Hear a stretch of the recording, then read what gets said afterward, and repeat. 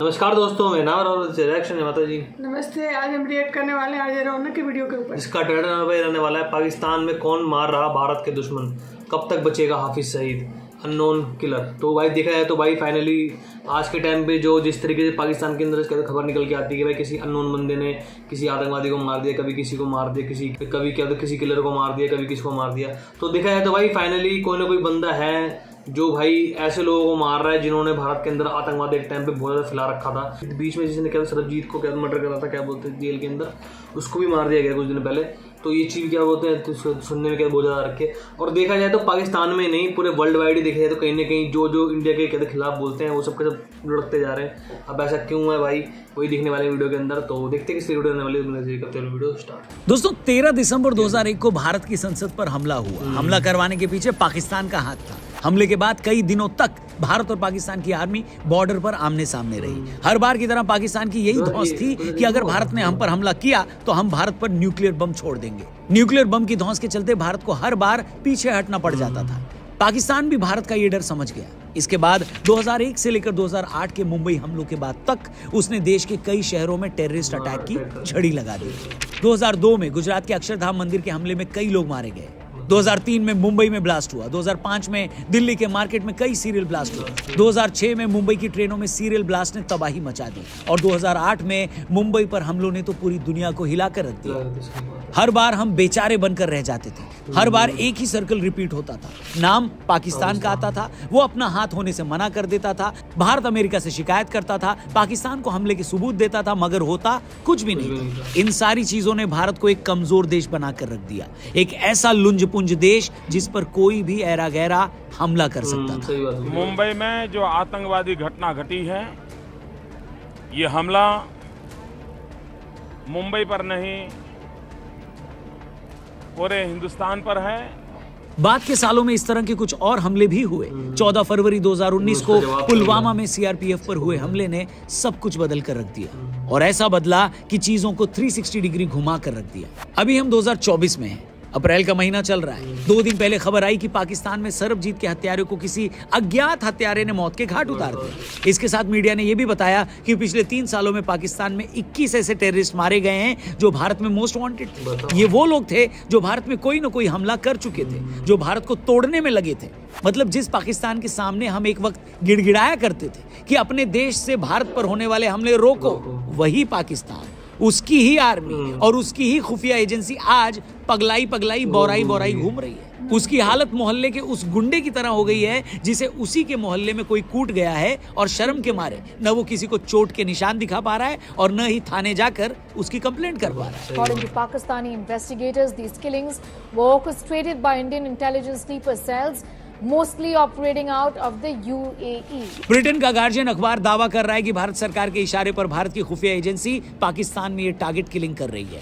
भारत सरकार ने तो इन आरोपों से पल्ला झाड़ते हुए उस अज्ञात हत्यारे को अपना लल्ला मानने से इनकार कर दिया है। मगर देश के लोग पाकिस्तान में मारे जा रहे भारत के दुश्मनों से बहुत खुश हैं। उन्हें ये सब किसी हॉलीवुड स्पाई थ्रिलर की तरह लग रहा है। ऐसे में बड़ा सवाल ये है कि पर्दे के पीछे आखिर चल क्या रहा है बॉस? पाकिस्तान और खालिस्तान के वो कौन कौन से टेररिस्ट हैं जो इन 3 सालों में मारे गए? आखिर वो देव मानुस अज्ञात हत्यारा है कौन जो हमारे लिए ये सब नेक काम कर रहा है? और क्या रीजन है कि शुरू में इन हत्यारों पर चूं चपड़ करने के बाद अमेरिका और कनाडा भी अब चुप हो गए?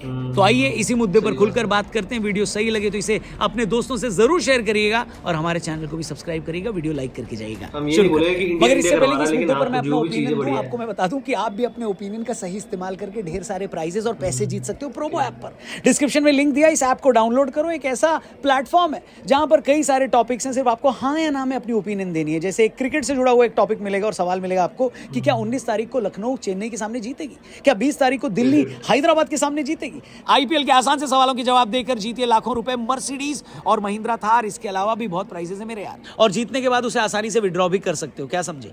बस प्रोमो ऐप डाउनलोड करो, डिस्क्रिप्शन में लिंक दिया है। वीडियो में आगे बढ़ो। तो आइए अब आगे बढ़ते हैं दोस्तों। आज से 24 साल पहले सन 2000 के आसपास जब अपनी आर्थिक नीतियों की वजह से भारत तेजी से तरक्की करने लगा था तो पाकिस्तानी आर्मी और आईएसआई को इसकी बड़ी चिंता होने लगी थी। इन लोगों को लगता था कि अगर भारत सच में ज्यादा तरक्की कर गया तो यूएन और WTO जैसे बड़े बड़े मंचों पर उसका कद बढ़ जाएगा, अमेरिका और यूरोप जैसे देशों से उसके रिश्ते और मजबूत हो जाएंगे, उसका सिक्योरिटी बजट भी बढ़ जाएगा और इससे पाकिस्तान की मुश्किलें बढ़ जाएंगी। यही वो वक्त था जब पाकिस्तानी खुफिया एजेंसी ने तय किया कि भारत को आगे बढ़ने से रोकने का एक ही तरीका है कि भारत के बड़े बड़े शहरों में बम धमाके करवाकर वहां का माहौल खराब किया जाए। तभी तो आप देखिए साल 2000 से लेकर 2009-10 तक लगभग हर कुछ महीने बाद दिल्ली, मुंबई, हैदराबाद, बेंगलुरु, अहमदाबाद जैसे शहरों में बम धमाके होते थे। इन धमाकों के जरिए पाकिस्तान ये कोशिश कर रहा था कि भारत को असुरक्षित देश के तौर पर दुनिया में बदनाम किया जाए ताकि बड़ी बड़ी कंपनियां भारत में इन्वेस्ट न करें और उसकी तरक्की रुक जाए। और जैसा कि मैंने कहा, इन हमलों के बाद जब भी भारत कड़ा रुख लेता तो पाकिस्तान न्यूक्लियर बम की धमकी दिखाकर ब्लैकमेल करने लगता। ये कन्वेंशनल आर्म नहीं होगी। जो अकल के अंदर ये समझ रहे हैं कि 4-6 दिन तक टैंक तोपें चलेंगी या हवाई जहाज एयर अटैक होंगे या नेवी के गोले चलेंगे, no way, this will be atomic war. मगर जैसा कि मैंने शुरू में बताया कि पुलवामा हमले में सीआरपीएफ के 40 जवानों के मरने के बाद भारत की फॉरेन पॉलिसी हमेशा हमेशा के लिए बदल गई।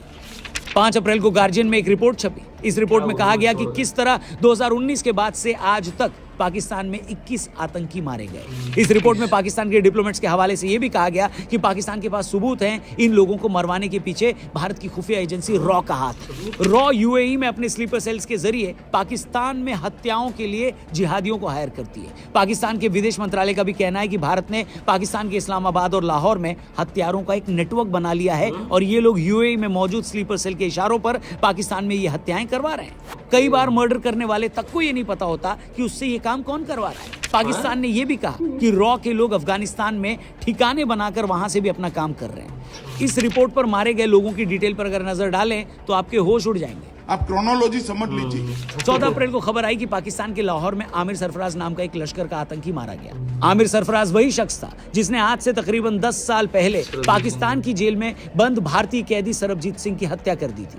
वो सरबजीत जो 20 सालों से ज्यादा वक्त से एक झूठे मामले में पाकिस्तान की जेल में बंद था। वो सरबजीत जिसकी रिहाई के लिए भारत के प्रधानमंत्री तक ने पाकिस्तान के प्रधानमंत्री से बात की थी। वो सरबजीत जिसे जेल से बाहर लाने के लिए उसकी बहन ने दिन रात एक कर रखा था और जब ये लग रहा था कि शायद वो जेल से बाहर आ जाएगा, पाकिस्तानी खुफिया एजेंसी ISI के इशारे पर आमिर सरफराज ने जेल में बड़ी बेरहमी से उसकी हत्या कर दी। फिर ऐसा लगा कि शायद सरबजीत के परिवार वालों को कभी इंसाफ नहीं मिल पाएगा, मगर जैसा कि कहते हैं कि ऊपर वाले के घर देर है अंधेर नहीं। 14 तारीख की शाम जब सरफराज अपने भाई के साथ घर पर था तभी उसके घर पर डोरबेल बजती है। जैसे ही वो दरवाजा खोलने आता है तभी वो अज्ञात हमलावर गोली मारकर उसके लिए जहन्नुम का दरवाजा खोल देता है। मोटरसाइकिल पर आए हमलावर उसे भैंसे के पीछे रस्सी से बांधकर दूसरी दुनिया में विदा कर देते हैं। इससे पहले पिछले साल नवंबर में पाकिस्तान के कराची में धार्मिक नेता मौलाना रहीमुल्लाह की भी औरंगी टाउन इलाके में अज्ञात लोगों ने गोली मारकर हत्या कर दी। वो लगातार भारत के खिलाफ तकरीरें करता था, मगर उसे मारने आए अज्ञात हमलावर ने उसे मारने से पहले उसे कोई तकरीर नहीं सुनाई और सीधा गोली मार दी। इसी तरह नवंबर महीने में अकरम खान और ख्वाजा शाहिद नाम के 2 आतंकी भी पाकिस्तान में मारे गए। ये दोनों भी उस अज्ञात हमलावर के हाथों शहीद होकर बाली उम्र में ही इस दुनिया से रुखसत हुआ। ख्वाजा शाहिद ने 2018 में भारतीय सेना के एक टेंट पर हमला करवाया था जिसमें 7 फौजी शहीद हो गए थे हमारे, मगर नवंबर में उस भोले अज्ञात हत्यारे ने इसका भी गेम बजा डाला और इसे इस बेदर्द जमाने से मुक्ति दिला दी। इससे पहले अक्टूबर 2023 में जैश-ए मोहम्मद से जुड़े शाहिद लतीफ को भी मोटरसाइकिल पर आए 3 अज्ञात हमलावरों ने डिब्बे में बांधकर उसका पार्सल नर्क के लिए डिलीवर कर दिया। शाहिद लतीफ का रिज्यूमे ये बताता है कि वो 2016 में भारत के पठानकोट हमले में शामिल था। अब जब इतना बड़ा कांड किया था तो इनाम तो बनता था, इसलिए उस अज्ञात हमलावर ने इसे सियालकोट में ढूंढ उसका हैप्पी और बर्थडे दोनों अलग अलग कर दिए। इसी तरह भारत में जाली करेंसी का कारोबार करने वाला लाल मोहम्मद, कंधार एयरलाइन हाईजैक करने वाला हाईजैकर जहूर मिस्त्री, कश्मीर में आतंक फैलाने वाला सैयद नूर शालोबर भी अज्ञात हमलावरों के हाथों अपने अपने ऑफर लेटर लेकर एक एक कर जहन्नुम के लिए रुखसत हो गए। इनके अलावा बशीर अहमद पीर और एजाज अहमद अहंगर को भी भरे बाजार में उस अज्ञात हमलावरों के हाथों खून की होली खेलकर इस धरती को गुड बाय कहना पड़ा। अच्छा, इस अज्ञात हमलावर की सबसे अच्छी बात यह है कि ये मजहबी कट्टरपंथ के बेस पर कोई भेदभाव नहीं करता। अगर ये मोटरसाइकिल पर इस्लामिक कट्टरपंथियों का हालचाल पूछने जाता है तो ये खालिस्तानियों का भी दुआ सलाम करना नहीं भूलता बॉस। आपको हरदीप सिंह निज्जर का तो पता ही होगा, जिसे पिछले साल जून में कनाडा के ब्रिटिश कोलंबिया में अज्ञात हमलावरों ने गोली मार दी थी। वो खालिस्तान टाइगर फोर्स का मेंबर था, इंडिया का मोस्ट वांटेड था, खालिस्तानी मूवमेंट को लगातार हवा दे रहा था। उसकी मौत हुई तो कईयों की फटकर 74 हो गई। हरदीप सिंह निज्जर की डोली उठने से पहले पिछले साल 6 मई को पाकिस्तान के लाहौर में गुमनाम कातिलों ने खालिस्तान कमांडो फोर्स के चीफ परमजीत सिंह पंजवाड़ को गोली मारकर इस गंदी जिंदगी से उसे भी आजादी दिला दी। वो कट्टर खालिस्तानी था, लंबे समय से पाकिस्तान में छिपा था, फिर पता नहीं किसने उसका पता लगाया और फिर उसका टिकट काटकर ठंडी हवा खाने उसे ऊपर भेज दिया। The killing of a Canadian citizen on Canadian soil is something that we all should take extremely seriously. हो सकता है बहुत से लोग ये सोचें कि क्या किसी दूसरे देश में यूं घुसकर लोगों की हत्याएं करवाना ठीक है क्या? तो इसके दो जवाब हैं बॉस। पहला तो ये कि भारत ने कभी कहा ही नहीं कि ये हत्याएं हम करवा रहे हैं, और दूसरा जवाब ये, और भारत क्या कोई भी देश कभी ये नहीं कहता कि वो दूसरे देश में घुसकर अपने दुश्मनों की हत्या करवाता है। अब आप कुछ एग्जांपल देखिए। रशिया के एक सुरक्षा अधिकारी थे अलेक्जेंडर लिट्विनेंको।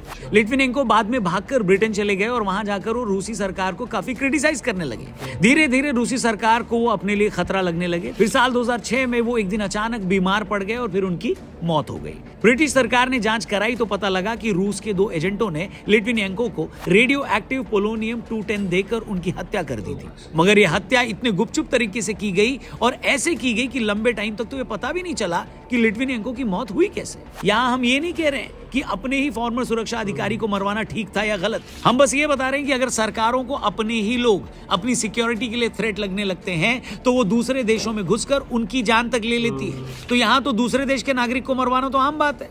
इसी तरह इजराइल ने म्यूनिक ओलंपिक में इजरायली खिलाड़ियों की हत्या में शामिल फिलिस्तीन के एक आतंकी को दुनिया के कोने कोने में ढूंढकर मार डाला था। अभी कुछ दिन पहले इजराइल ने सीरिया में ईरान के अधिकारी की हत्या कर दी थी क्योंकि उसे शक था कि वो अधिकारी इजराइल को नुकसान पहुंचा सकता था। और अमेरिका ने किस तरह 9/11 का बदला लेने के लिए अफगानिस्तान में घुसकर पहले अलकायदा के आतंकियों को तबाह किया और उसके बाद रात के अंधेरे में कैसे ओसामा बिन लादेन को पाकिस्तान के एबटाबाद में मार डाला, ये भी पूरी दुनिया ने देखा। Tonight, I can report to the American people and to the world that the United States has conducted an operation that killed Osama bin Laden, the leader of Al-Qaeda. मतलब साफ है बॉस, दुनिया के किसी भी गैरतमंद देश के लिए सबसे ऊपर होती है अपने नागरिकों की सुरक्षा, अपने देश की सोवरेनिटी। और अगर उसे उस पर खतरा लगता है कि कोई उसे नुकसान पहुंचा सकता है तो वो किसी भी हद तक जाकर अपने देश और अपने देश के नागरिकों की रक्षा करता है और उसे करना चाहिए। बाकी हम ये नहीं कह रहे कि पाकिस्तान में पिछले 3 साल में जो 20 आतंकी मारे गए हैं उन्हें हमारी सरकार ने मरवाए ना, हम ऐसा बिल्कुल नहीं कह रहे। हम बस ये कह रहे हैं कि आप इतने भी नासमझ नहीं हैं कि हमारे कुछ बोलने पर ही आपको समझ में आ जाएगा। हम तो बस ये कह रहे हैं कि अगर ये अज्ञात हमलावर भैया जो भी हैं, जहां भी हैं और जितने भी हैं, वो सब लोग खुश रहें, एकदम आबाद रहें, एकदम शानदार रहें। बाकी हम इनसे कहना चाहते हैं कि हमारे लायक कोई सेवा हो तो हमें बता दें। आप वहां पाकिस्तान में हमारी इतनी सेवा कर रहे हो, पीछे से घर पर अगर गेहूं पिसवाना हो, बच्चों को स्कूल छोड़ना लाना हो या बाजार से सब्जी लानी हो तो हमें बता देना। आपके लिए हम लोग इतना तो कर ही सकते हैं कि नहीं। आप बस वहां अपना ख्याल रखना और पीछे की चिंता हमारे लिए छोड़ देना। बस आखिर में इतना कहूंगा कि अज्ञात हमलावर भैया अभी पाकिस्तान में हाफिज सईद अंकल, दाऊद अंकल और इन जैसे 10-20 मक्कार और भी हैं। अब जब हमारी इतनी सेवा आप लोगों ने ऑलरेडी कर ही डाली है तो थोड़ी बहुत सेवा पानी इनकी भी कर देना। वाकई में कॉमेडी के साथ साथ जो बनाते हैं वीडियो, तुमसे बताओ मतलब आज के टाइम पे जो अननोन मैन करके बंदा जो है भाई, वो हर किसी को धो रहा है पकड़ के भाई। वाकई में एक टाइम पे जब इंडिया प्यार समझाता था कि भाई नहीं भाई ऐसी चीजें मत करो, ये ऐसे करके आ रहा, तो इंडिया इतना चौड़ा होता था। बात बात पे एटॉमिक धमकी दे देना कि हमारे पास एटॉमिक पावर, ये तो चलो आज तक देते हैं, लेकिन वही चीज़ है ना, इनका पूरा बहन दूर कर दिया। पहले के टाइम पे इंडिया जाकर के यूएन में जाकर के बोलता था कि भाई ऐसे ऐसे करके हो रहा है, कोई एक्शन लेने देता था। आज के टाइम पे पाकिस्तान के भैया तो रुकी। अगर तुम ये कहते हो कि तुम्हारे ऐसे नहीं करवाया तो हम क्यों बोल दें कि क्या बोलते हमने करवाया है कि नहीं। उस टाइम पे तुमने नहीं माना, इस टाइम पे हम नहीं मान रहे भाई, हमें क्या पता किसने करवाया किसने नहीं करवाया। लेकिन हाँ ये चीज़ है, जिन्होंने हमारे देश में आके क्या बोलते हैं, जो भी क्या गतिविधियाँ करी थी उनको मुंह तोड़ जवाब मिल रहा है। वो चाहे भाई क्या किसी भी देश का क्यों ना हो, हमें इस चीज़ का सपोर्ट है भाई, ऐसे बंदों को सपोर्ट करते हैं हम। क्योंकि भाई वाकई में हमारे देश की क्या बोलते हैं सेना हो गई, लोग हो गए, कितने लोगों ने अपनी जान गंवाई है अपनी इस चीज़ के चक्कर में, बताओ, वो भी बेफजूल में। ना कोई काम था इनसे, ना कोई दुश्मनी थी, ना कुछ था, ना कोई लड़ाई कभी हुई, क्या चुपचाप आए बुज़दिलों की तरह क्या बम धमाके करके निकल गए, बताओ। तो जो भी चीज़ हुआ बढ़िया हुआ वाकई में देखा जाए तो। और भाई सलूट है ऐसे बंदे को कि भैया ऐसे आगे काम करता है। और हाफिज सईद वगैरह जो है जिन्होंने भाई सबसे गंदा काम कर रखा था, उनका भी जल्दी निपटाया जाए, दाऊद इब्राहिम जैसे हो गया, है कि नहीं? ये चीज़ होना चाहिए वाकई में। और भाई वाकई में ये चीज़ देखा जाए तो बताओ, एक से बढ़कर एक दिखाए गए, बताओ। और भाई ऐसी गवर्नमेंट ही होनी चाहिए, अपना काम भी करे और साथ साथ अपना डिफेंस भी कर सके, और साथ साथ डिफेंस के साथ साथ जब अग्रेशन दिखाने का टाइम है तो अग्रेशन भी दिखाए। और उसके पीछे जो उसके बीवी बच्चे हैं वो भी सही सलामत रहे भगवान के से। और दूसरी बात है कि देखो हमारे देश ने चाहे हो या ना हो, हमारे देश का होगा या नहीं होगा ये हमें नहीं पता, लेकिन जो भी बंदा है वो तो कम से कम बेगुनाहों को तो नहीं मार रहा ना। सही बात है। बम पटाखे तो नहीं छोड़ रहा हूँ वहाँ जाके, बम पटाखे, सही बात है। गुनाहगारों को ही तो मार रहे हैं, और गुनाहगारों को मार रहा है। और क्या, उनके पाकिस्तान की खुद जेल में रह चुके हैं वो, क्या सरबजीत की खूनी को मार दिया, बताओ। उसने बताओ जेल में रह करके मर्डर कर दिया और वो खुलेआम घूम रहा है रोडों, बताओ। उनके गवर्नमेंट ने कुछ नहीं कहा, कुछ नहीं करा। तो जाहिर सी बात है गवर्नमेंट सपोर्ट करती है इनको यार। तो ऐसे आतंकवादियों के अगर निपटा रहे हैं तो आगे तक निपटाते रहें और सही सलामत बिल्कुल चौड़े में चले। तो वाकई देखा वीडियो काफी अच्छी, वीडियो अच्छी लगी सब्सक्राइब करें, वीडियो लाइक करें, शेयर करें, कमेंट करें। तो अच्छा इतना ही, जय श्री राम।